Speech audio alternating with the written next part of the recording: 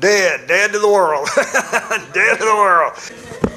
I remember, hey, I'm alive. Dead to the world, that's how it felt, until one quiet moment when awareness returned and the thought appeared, I'm still here. For more than 40 years, people have argued over what truly happened to Elvis Presley. Some believed it was sudden physical failure, others blamed years of strain, while many suspected a deeper truth no one wanted to face. Now, decades later, the man who claimed to understand Elvis more intimately than anyone else finally speaks. At 90 years old, Dr. Malcolm Rivers, a therapist who remains silent out of loyalty, reveals what he witnessed behind the gates of Graceland. Not the spectacle, not the legend, but the fragile human being hidden beneath the crown. What he describes challenges everything fans thought they knew. Because according to Rivers, Elvis didn't simply stop one day. He had been fading for years under pressures no one person was meant to carry. It began quietly in 1965 with an unmarked envelope and a single sentence requesting discretion. When Elvis walked into Rivers' office days later, he wasn't the explosive icon the world adored. He wore dark glasses, a heavy expression, and carried a fatigue that couldn't be hidden. He sat down and spoke softly, saying he no longer recognized himself. That first conversation stretched for hours as Elvis spoke about fear, responsibility, grief over his mother, and a hollow feeling that followed him even onto the stage. Despite fame and wealth, he felt trapped, guided by others, haunted by loss, and burdened by the sense that he was living more than one life at once. From that point forward, their conversations continued in secrecy, sometimes in person, sometimes over the phone, and eventually inside Graceland itself. Rivers quickly understood something few others did. Elvis wasn't attached to fame or indulgence. He was searching for escape from his own thoughts. He feared being forgotten, yet longed for a life no one would recognize. He joked, he charmed, he deflected, but privately the mask slipped. He mourned his mother, questioned his purpose, and admitted he felt more like a product than a person. Rest was suggested, a true break from the spotlight, but Elvis refused, saying that if the world stopped watching, he would already be gone. That belief stayed with Rivers for years because it revealed how deeply his identity was tied to expectation. As time passed, success began to feel like confinement. Every movement was observed, every moment staged. He couldn't relax, couldn't worship quietly, couldn't exist without scrutiny. By the early 70s, the conversations shifted from hope to confession. He felt controlled, dismissed, and unheard. When he expressed concern, the response was always reassurance without action. He began speaking of himself as if he were a character rather than a man, separating the symbol from the person underneath. At home, he obsessed over headlines, terrified that the world would move on. Ironically, that fear shaped the very image he hoped to avoid. By the middle of the decade, his dependence had grown beyond physical habits. It affected his perception, his moods, his sense of reality. Rivers watched the changes with alarm. Energy would surge one day, followed by total withdrawal the next. He paced hallways late at night, worried about threats that weren't there, feeling watched even in solitude. Rivers urged intervention, structure, distance from pressure, but obstacles remained. People around Elvis preferred stability over healing. As long as the performances continued, concerns were dismissed. The loss of Priscilla deepened everything. To Elvis, her departure confirmed his worst fear, that he was incapable of being what someone truly needed. He spoke often of regret, of replacing connection with generosity, of missing moments that could never return. His love for his daughter weighed heavily on him, haunted by the idea that she would only know the legend, not the father. Relationships after that were brief and guarded, shaped by fear of being left again. He once showed Rivers a ring he never gave, holding on to the idea that one day he might become worthy of lasting love. Graceland, to the public a palace, became something else entirely in private. A controlled environment where habits repeated and time felt frozen. Elvis rarely left, moving between rooms like a memory replaying itself. Late-night calls to Rivers became common, sometimes filled with words, sometimes silence. He admitted the quiet frightened him because it forced him to think. The upstairs became his retreat, a place beyond the reach of expectation, where he could sit alone with books, music, and reflection. Over time, even that sanctuary felt heavy, like a place holding echoes rather than comfort. In his final year, something shifted. He spoke less about what was coming and more about what had already passed. He gave belongings away, organized personal items, and asked questions about how he would be remembered. His voice softened, his presence thinned, and though the world saw rehearsals and smiles, Rivers sensed a quiet release taking place. When the news arrived in August of 1977, it wasn't a shock to him. Only grief. Because he had watched the gradual surrender long before the world noticed. Afterward, the upstairs of Graceland was sealed. While the rest of the home opened to visitors, that space remained untouched. Not as a secret, but as an act of respect. It was where Elvis lived without performance, where time stopped. His belongings remained as they were, not as an exhibit, but as remembrance. Even powerful figures were turned away from the staircase. It was a boundary that held meaning, protecting the last place where Elvis belonged only to himself. Over the years, a few were granted access, but none described what they saw. Their silence only deepened the mystery. Stories spread, theories grew, whispers circulated, but the truth remained behind closed doors. Some believe it holds answers. Others believe it simply holds peace. Perhaps the greatest truth is that not everything needs to be revealed. Dr. Rivers finally spoke not to rewrite history, but to humanize it. He said Elvis wasn't a symbol to him, but a wounded soul searching for understanding. He admitted regret, wishing he had done more, knowing the system valued function over healing. In a final note left behind, Elvis wrote that he hoped he had done enough, and hoped people truly saw him. That single line says everything. More than fame, more than praise, he wanted to be understood. Elvis Presley wasn't just a legend. He was a person shaped by extraordinary talent and extraordinary pressure. A boy who loved music, a son who never stopped missing his mother, a father who longed for connection, and a man who needed permission to rest. His story isn't just about loss. It's a reminder of what happens when the world forgets that even its brightest icons are still human. Long after the gates of Graceland closed behind the mourners and the headlines faded into history, the house itself remained standing in silence, holding stories that would never be spoken aloud. While the world focused on the legend, the music, and the spectacle, something quieter was unfolding behind the scenes. A struggle not for fame or memory, but for control, preservation, and truth. Graceland was no longer just a home. It had become a symbol, a battleground between legacy and intrusion, between reverence and exploitation. In the years following Elvis's passing, interest in Graceland intensified beyond anything the Presley family had imagined. Fans arrived in waves, drawn not just by admiration, but by longing. They wanted proximity, connection, proof that the man they loved had truly existed. Every room downstairs became curated, polished, and carefully presented. Yet the upstairs remained sealed, untouched, and fiercely protected. That separation was intentional. It marked the difference between the public figure and the private human being. The family understood something many outsiders did not. Elvis had spent his entire life being watched. Every movement analyzed, every change documented. The upstairs was the one place where that gaze never followed him. To open it would have felt like breaking a promise, not just to him, but to the version of Elvis that existed away from applause. It wasn't secrecy for the sake of mystery. It was protection.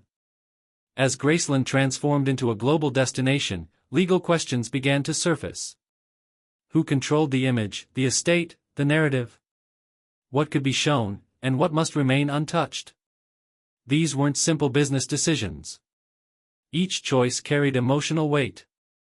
The upstairs became the focal point of many disputes, not because of what it might contain, but because of what it represented. Boundaries. Over time, outside voices grew louder. Some argued that opening the upstairs would bring closure, that it would complete the story. Others believed it would erase the last trace of privacy Elvis ever had. The Presley family stood firm. They believed the world had already taken enough. This final space was not for consumption. Former staff members occasionally spoke in vague terms, careful not to cross lines. They described the upstairs not as extravagant, but as quiet. Not dramatic, but deeply personal. A place shaped by routine, reflection, and solitude. There were no grand displays, no performance elements. Just a man's living space, shaped by habits formed over decades. That simplicity surprised those who expected spectacle. But for Elvis, it made perfect sense. As the years passed, stories began circulating online, fueled by speculation and imagination. Some claimed hidden documents existed upstairs, others whispered about recordings, letters, or unreleased thoughts. These ideas spread quickly, especially in a digital world hungry for revelation. Yet no credible evidence ever surfaced. What remained consistent was the silence of those who knew better. Silence, in this case, was respect. One of the most persistent misconceptions was that the upstairs was locked out of fear. Fear of discovery, fear of contradiction, fear of truth. But those closest to the estate knew that wasn't the case. The truth had never been hidden. It simply wasn't packaged for display. Elvis's struggles were not secrets. They were human experiences that had been distorted by distance and mythology. As legal pressures mounted around branding, merchandising, and representation, Graceland became more than a memorial. It became a responsibility. Decisions were made slowly, cautiously, with the understanding that every action would shape how future generations understood Elvis Presley. The upstairs, untouched, became a silent anchor in that process. A reminder that not everything meaningful needs to be seen. Meanwhile, Dr. Malcolm Rivers continued his quiet life away from attention. He rarely spoke about Elvis, even in private. The memories were heavy, and the sense of unfinished work stayed with him. He often reflected on moments where intervention felt just out of reach, where the system surrounding Elvis resisted change. What haunted him most was not what happened, but what might have been possible if space had been allowed for healing. When Rivers finally chose to speak, it wasn't prompted by opportunity, but by time. He understood that silence, once protective, could also become distortion. Myths grow where truth is absent. His intention was not to reveal secrets, but to restore balance. To remind people that Elvis was not a cautionary tale or a spectacle, but a person navigating impossible expectations. His words reframed many long-held assumptions. Instead of focusing on moments, he spoke of patterns. Instead of blame, he spoke of environment. Instead of collapse, he spoke of erosion. A slow wearing down of spirit under constant demand. That perspective shifted the conversation from judgment to understanding. As these reflections circulated, a new generation of listeners began engaging with Elvis's story differently. Less obsession with endings, more curiosity about beginnings. More attention to the pressures of fame, less fixation on rumors. The upstairs at Graceland became a symbol not of mystery, but of restraint. Proof that sometimes honoring someone means knowing when to stop looking. The staircase itself remained unchanged. No rope, no sign, no dramatic barrier. Just an unspoken rule. Visitors passed by it every day without fully realizing what it represented. It wasn't about denial. It was about choice. A choice to leave one chapter unread. In a culture increasingly driven by access, the decision to keep something private felt radical. Yet it resonated deeply with those who understood the cost of exposure. Elvis had given everything visible. The unseen was all that remained. As Graceland faced ongoing legal challenges related to property rights, trademarks, and historical preservation, the upstairs was never used as leverage. It wasn't a bargaining chip. It was non-negotiable. That consistency reinforced its significance. Even as ownership structures evolved and management changed, that boundary held. There were moments when reopening the upstairs was proposed as a way to renew interest, boost attendance, or settle disputes. Each time, the answer was the same. No. Not because of fear, but because of principle. Some spaces are defined by what they protect, not what they reveal. The fascination never faded. If anything, it grew. The longer the doors stayed closed, the more people projected meaning onto them. But those who truly listened to Rivers' words understood that the truth wasn't hidden upstairs. It had always been visible in Elvis's life, his music, and his longing to be understood without performance. Elvis didn't need to be uncovered. He needed to be remembered accurately. As a person who gave more than he ever received back in peace. As someone whose generosity was misunderstood as excess, whose solitude was mistaken for mystery. The upstairs remains what it has always been. A quiet room above the noise. A place where time stopped, not in tragedy, but in stillness. It holds no answers the world doesn't already have. It simply holds space. And perhaps that is its greatest purpose. Not to shock. Not to reveal. But to remind us that even legends deserve somewhere to rest beyond the reach of curiosity. The story of Elvis Presley does not end behind that door. It lives on in music, in memory, and in the lesson his life leaves behind.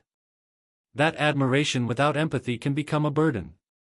That constant visibility can erase identity.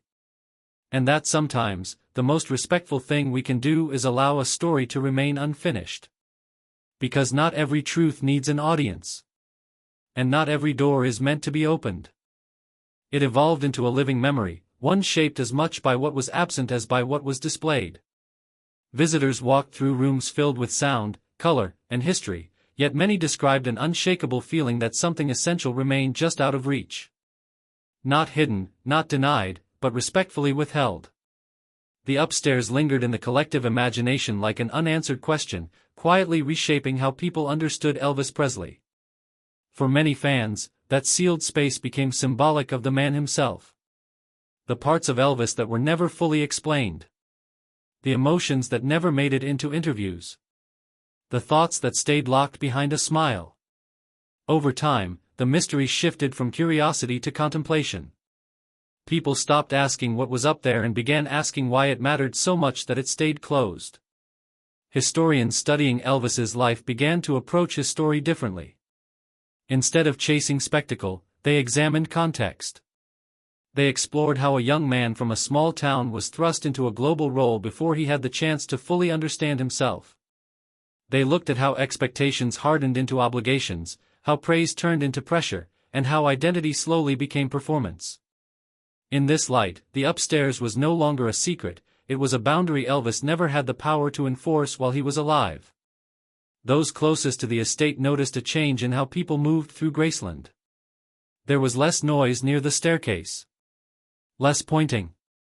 More stillness. It was as if visitors instinctively understood that they were standing near something deeply personal. A space that asked not for attention, but for restraint. Meanwhile, the music itself began to feel different to listeners. Songs once celebrated only for rhythm and charisma revealed deeper layers. Longing. Doubt. Hope. Weariness.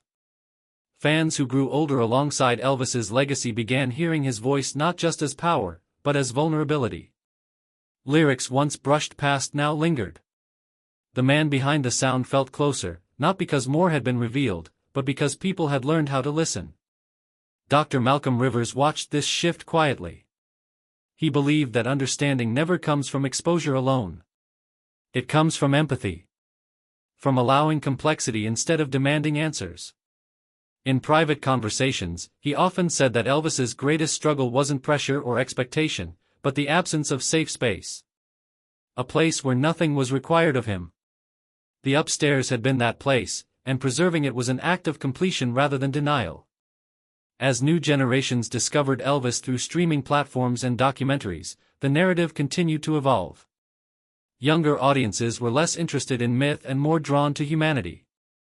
They didn't need perfection. They wanted honesty. They recognized the cost of constant visibility in their own digital lives and saw in Elvis a mirror rather than a monument. The sealed upstairs quietly reinforced that lesson. In an era where everything is shared, the choice to keep something private felt almost revolutionary. It suggested that value does not come from exposure alone. That dignity can exist without explanation. That legacy can be strengthened by limits. Occasionally, rumors resurfaced. They always did. A new article. A speculative post. a dramatic claim promising revelation. And each time, the truth remained unchanged. Nothing emerged because nothing needed to. The upstairs was never about what was inside. It was about what was preserved. Graceland's caretakers understood this deeply. Their role was not to satisfy curiosity, but to protect intention. Every detail downstairs was maintained with care, but the upstairs was maintained with restraint. That distinction mattered. It was the difference between celebration and consumption. Elvis Presley had spent his life giving people access to his voice, his image, his energy. In return, he asked for very little.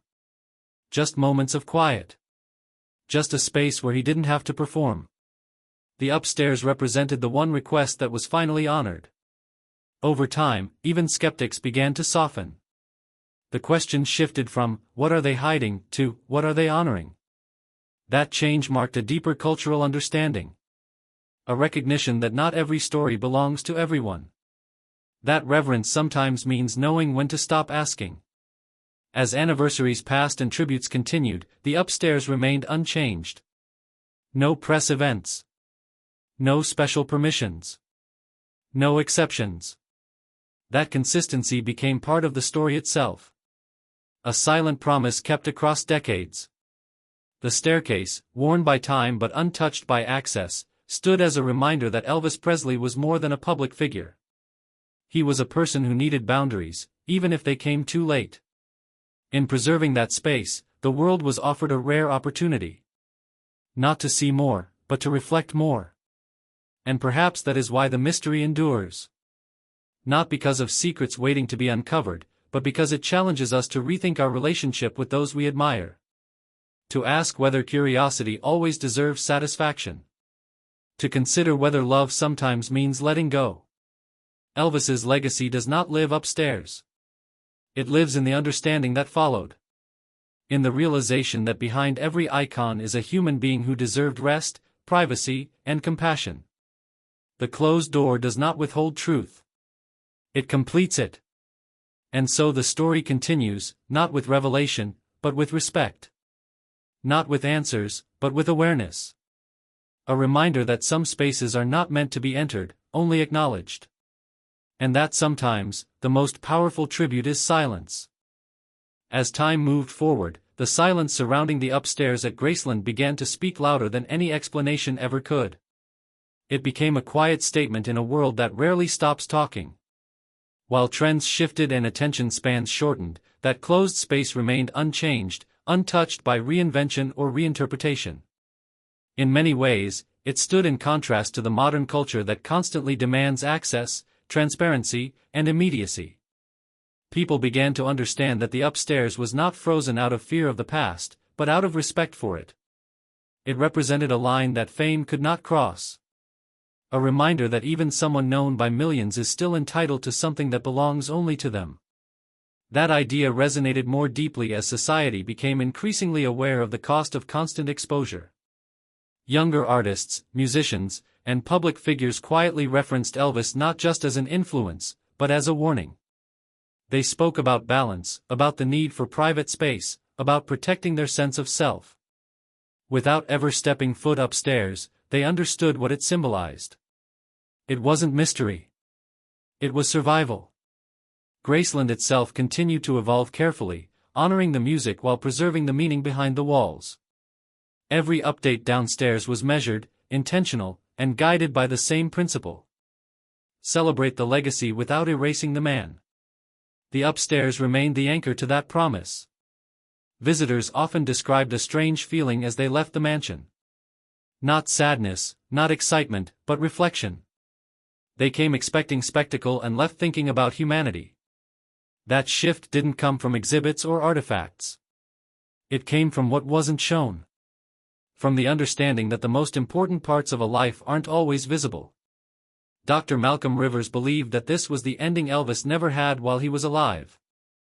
Not applause, not expectation, but quiet acknowledgement. A space where nothing was demanded. A space that said enough had already been given. As decades passed, the story of Elvis Presley matured. It moved beyond rumor and fixation and into something more grounded. A conversation about pressure, identity, and the emotional weight of being constantly seen. His life became less about how brightly he shined and more about how much he carried. The upstairs remained a constant in that evolving narrative. A reminder that boundaries matter. That dignity does not require explanation. That respect sometimes means resisting curiosity. There will always be questions. That is human nature. But there is also wisdom in accepting that some answers are not ours to claim. The sealed door at Graceland does not represent loss. It represents completion. A chapter that was finally allowed to close without interruption. Elvis Presley gave the world his voice, his presence, and his energy. In return, the world learned, perhaps too late, the importance of giving something back. Space. Stillness. Silence. And so the legacy endures not because everything was revealed, but because something was protected. Not because every detail was shared, but because one space was left untouched. In that choice lies the deepest understanding of who Elvis truly was. Not just a symbol. Not just a name. But a human being who finally, at last, was allowed a place where the world could not follow.